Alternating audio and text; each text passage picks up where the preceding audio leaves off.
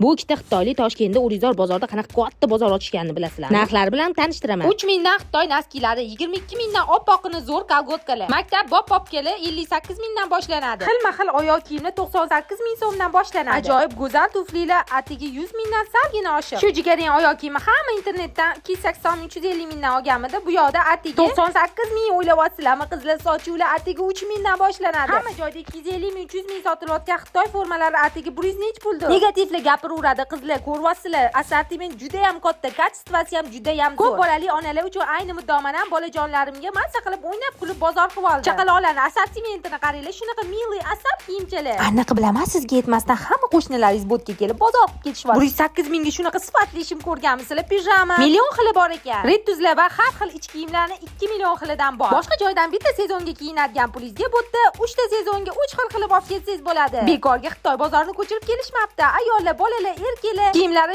juda katta assortimentda juda ham ko'p. Tezroq borib olinglar. O'sha hamma bolali onalarga kerak achistитель endi odasini olib kelib qo'yishibdi. Narxlari ham juda ham hamyonbop. Atigi 10 ming va 25 ming. Pinterest ko'rpalari deysizmi yoki buvingizdan qolgan o'sha junli adyollarni deysizmi? Hammasidan bor. Narxlari juda ham zo'r. Ishonmasangiz, mana sizga isbot. Hamma setga qilib uyiga olib ketyapti. Bu videoni hamma qarindoshlar yuborib qo'yinglar, qizg'anmanglar. Albatta obuna bo'lishni unutmang.